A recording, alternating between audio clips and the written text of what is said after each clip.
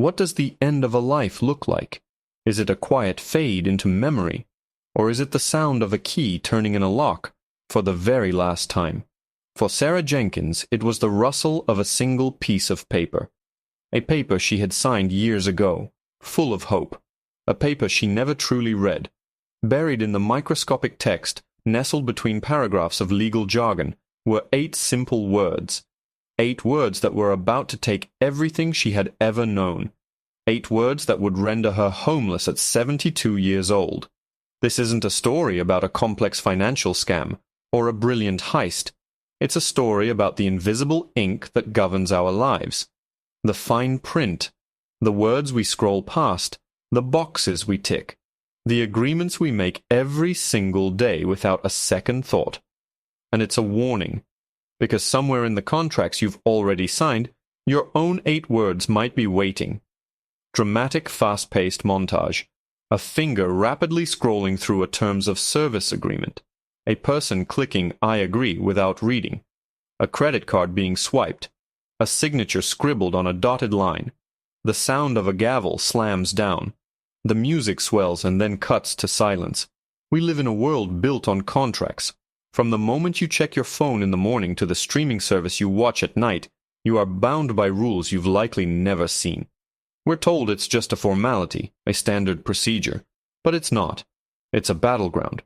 And on that battleground, corporations have spent centuries perfecting a language of control, a vocabulary of entrapment. Today we're pulling out the magnifying glass. We will expose the clauses designed to deceive you, the phrases engineered to exploit you, and the stories of the people whose lives were shattered by them. This is your arsenal. This is your defense manual for the modern world. Let's begin with the most seductive trap of all, the illusion of free. It's a word that short-circuits our critical thinking. But in the world of contracts, free is almost never free. Consider the case of Michael, a college student buried in textbooks and ramen noodles. An ad pops up on his screen. Get any academic journal for a 14-day free trial. Cancel anytime. It was a lifeline. He signed up, downloaded the papers he needed, and promptly forgot about it. He thought he was smart. The fine print knew he was human. Buried deep in the terms was the phrase, automatic renewal. It's the cornerstone of the subscription economy. It stipulates that unless you take deliberate, often convoluted steps to cancel, your free trial will seamlessly convert into a full-priced recurring subscription. 2 weeks later, Michael's bank account was hit with a $49.99 charge. He called to cancel. The customer service representative informed him of another clause he'd missed. Cancellation requires 30 days written notice. He had to send a physical letter. By the time they would process it, another $49.99 would be due. That $100 was his food budget for the month. The trap had multiple layers. The initial lure was, just pay a 1D talent processing fee. This innocuous phrase is a Trojan horse.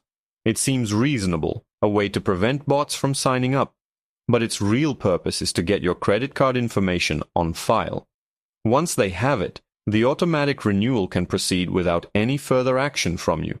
They also offered a risk-free guarantee, but the guarantee only covered dissatisfaction with the service, not forgetting to cancel it. The risk wasn't the product, the risk was the contract itself.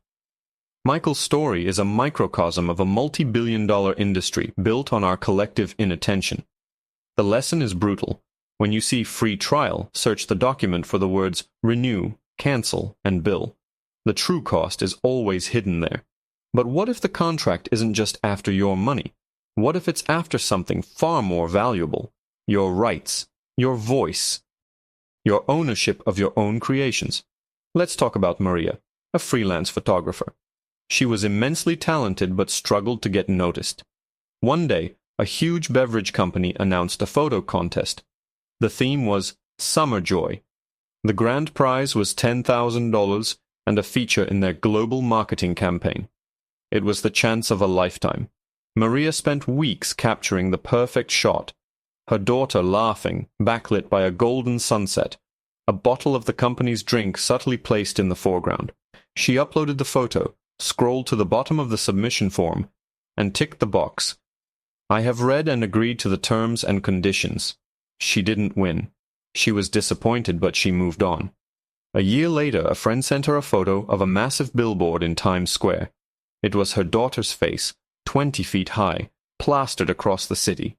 It was her photo, her art, and she hadn't been paid a cent. Panicked, she contacted the company. Their legal department replied with a calm, dismissive email, pointing her to the terms and conditions she had agreed to. There, in Section 12, subsection C, was the dagger. By submitting, you grant us a non-exclusive, perpetual, irrevocable, transferable, sub-licensable, royalty-free, worldwide license to use, modify, and display your content for any purpose. Let's break that monster down. Perpetual and irrevocable means forever, and she can never take it back. Royalty-free means they never have to pay her for it. Sub-licensable means they can sell her photo to other companies, and she gets nothing.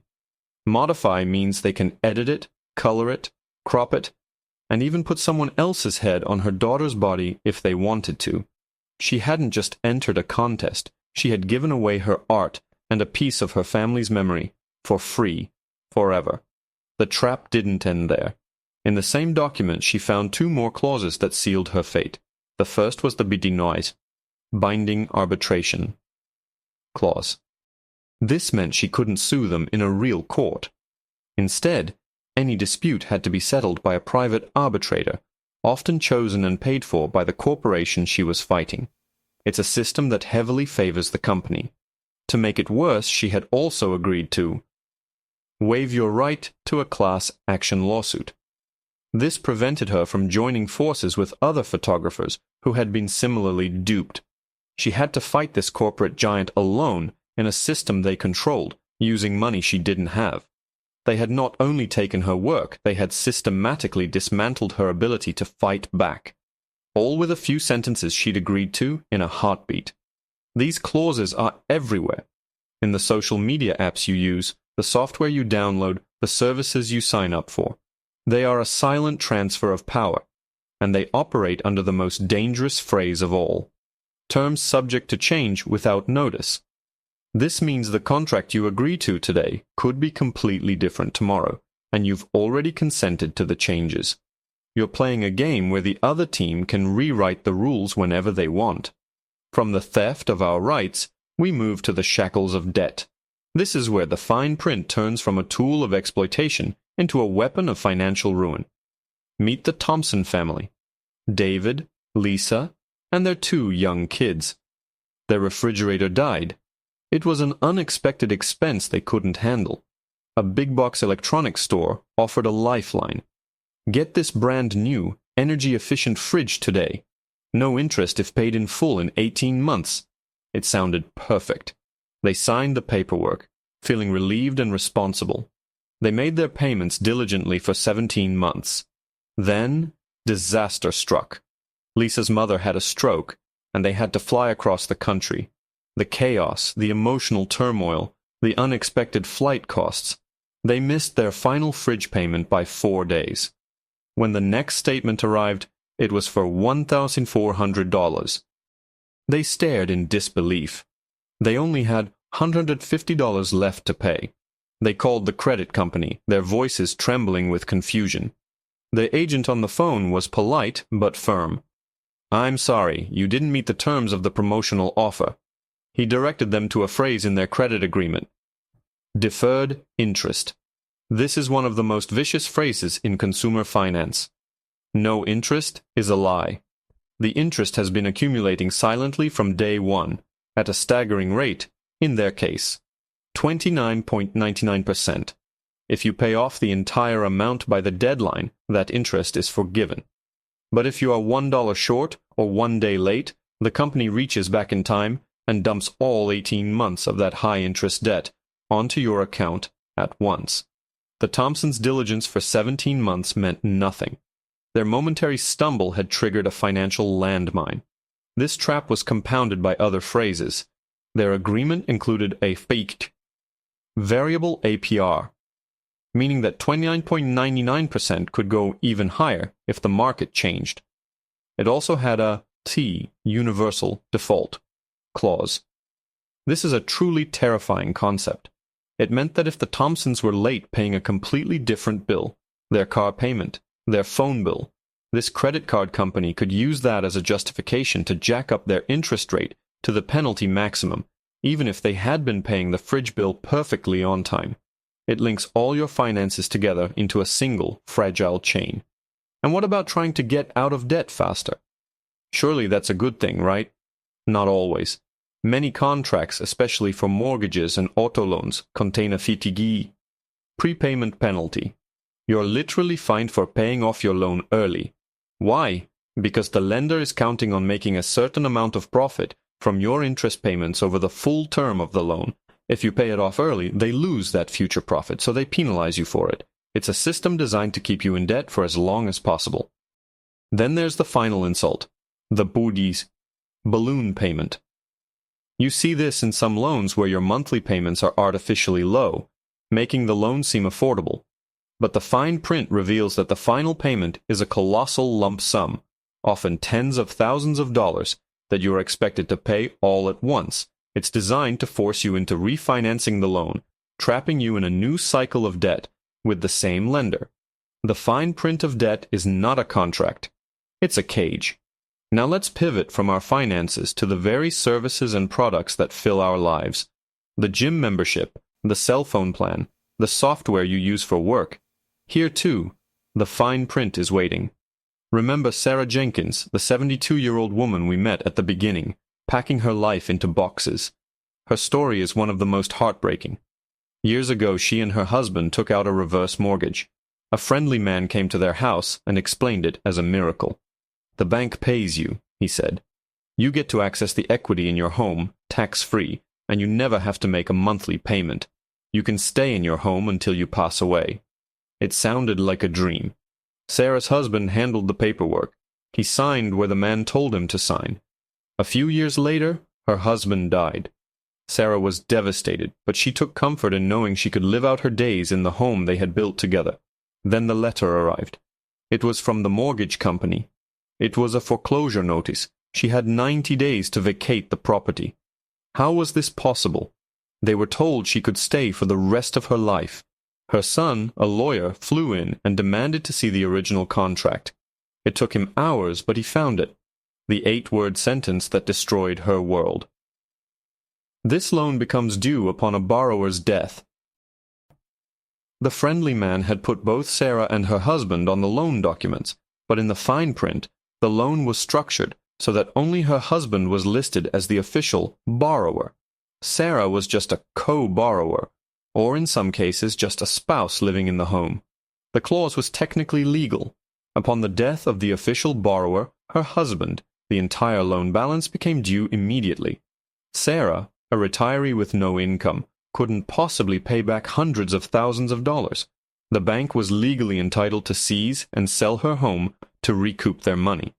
The verbal promises of the friendly salesman were worthless against the cold, hard text of the contract, which included another devastating phrase. This agreement constitutes the entire agreement. This clause invalidates any verbal promises, any handshake deals, any reassurances. If it's not in the written contract, it doesn't exist. This same logic applies to so many areas. Think about rental agreements. You might find a clause that states, "Tenant responsible for all minor repairs." What defines minor? A leaky faucet? A broken dishwasher? A malfunctioning heating system in the middle of winter? It's deliberately vague. Or worse, a rent acceleration clause, which states that if you are late on 1 month's rent, the landlord can demand the entire remaining lease amount immediately. Miss one payment, and you could suddenly owe $10,000 by Friday. Think about your job. Many of us sign employment contracts without a glance. We're just excited to start. But inside you might find a itty-ting-ting non-compete clause. It seems reasonable at first. They don't want you taking trade secrets to their rival. But some are written so broadly they can make it impossible for you to work in your chosen field, in your own city, for years after you leave the job. It holds your career hostage. This is often paired with the standard at-will employment Clause, which means they can fire you for any reason or no reason at all, at any time. The contract creates a massive power imbalance. You are shackled to them, but they can cut you loose in an instant. And then there's the digital world, the vast, unseen architecture of terms and services we navigate every day. This is the new frontier of fine print, and it's perhaps the most pervasive. Every time you install an app, visit a website, or create a social media profile, you're handed a digital contract that is often longer than a Shakespearean play. And we all do the same thing. We scroll to the bottom and click, I agree. By doing so, you're agreeing to phrases like, we may share your data with our trusted third-party partners. This is the polite, corporate speak way of saying, we sell your personal information, your name, your email, your browsing habits, your location history, your political leanings, your medical searches. It's all packaged and sold to data brokers, advertisers, and who knows who else. They justify this by saying it's to personalize your experience. And they track you using cookies and other technologies. The phrase, by using this service, you consent, is a blanket approval. You're giving them permission to do almost anything they've outlined in that document, simply by continuing to use their free platform. What about the content you create? The photos of your children, the witty observations, the heartfelt poems. The terms of service you agreed to likely contain a clause granting them that same perpetual and irrevocable license that Maria the photographer fell victim to. You still own your content technically, but so do they, and they can use it however they see fit, forever, without paying you. Even if you delete your account, they often retain the rights to the content you already posted. The digital world is not a public square, it's a private kingdom, and by using it, you agree to the king's rules. So, faced with this onslaught of legalese, this labyrinth of traps and clauses, what do? Do we surrender? Do we just click agree and hope for the best? No. You fight back. You arm yourself. First, and this is the most important and most ignored piece of advice, slow down. The urgency you feel is manufactured. It's a sales tactic. Take a breath and actually read the contract. You don't need a law degree to spot red flags. Use technology to your advantage. When faced with a 50-page digital document, use the find command. Control F on a PC, Command F on a Mac. Search for keywords that we've discussed.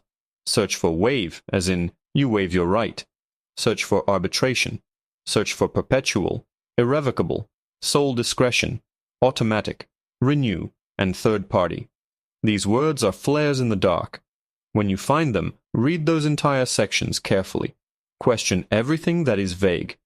Phrases like reasonable efforts or minor repairs are subjective. If possible, ask for them to be defined in writing. An email clarification can be a lifesaver. Remember the entire agreement clause. A verbal promise from a salesperson is wind. An email from the company is evidence. Be deeply suspicious of the word free.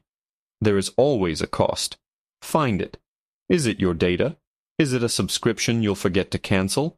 Is it giving away the rights to your work? Understand the transaction. Never ever sign a document with blank spaces. It's an open invitation for someone else to fill in the terms later. Cross them out. Initial the changes. Make the document your own.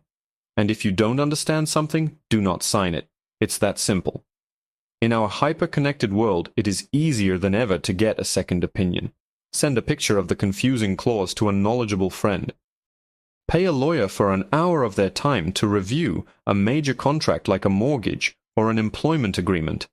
That few $100s could save you hundreds of thousands down the line. It's the best insurance you can buy. The stories we've heard today of Sarah, Michael, Maria, the Thompsons, they aren't just cautionary tales. They are a reflection of a system that has become profoundly imbalanced. It preys on trust, it exploits our busy lives, and it banks on our collective assumption that things will probably be okay. But the fine print is the territory where probably okay goes to die. It's the mathematical certainty that if you sign enough of these documents without reading them, One of them will eventually catch you. The world is not going to change. Contracts are only going to get longer and more complex. The responsibility falls on us to be more vigilant, to be more skeptical, to value our own signature as the sacred bond it's supposed to be. Your signature is an act of creation. It brings a binding legal reality into existence. Treat it with the power and respect it deserves. We have been conditioned to see these documents as a nuisance, a hurdle to jump over to get to the thing we want. We must unlearn that instinct. We must see them for what they are, a negotiation, a set of rules for a relationship. And you have every right to understand those rules before you enter into that relationship. The pen is in your hand. The choice to click is yours. That is where your power lies. The fine print is their language of control, but knowledge is our language of freedom. What is the single most terrifying clause you've ever found buried in a contract? Share your story in the comments below. By sharing our experiences, we build a collective defense. We learn to spot the traps together. And if this has opened your eyes, consider subscribing for more deep dives into the systems that control our world. Because in the end, it's not just about avoiding a fee or winning a dispute. It's about reclaiming control over our own lives, one sentence at a time. Read before you sign. Always.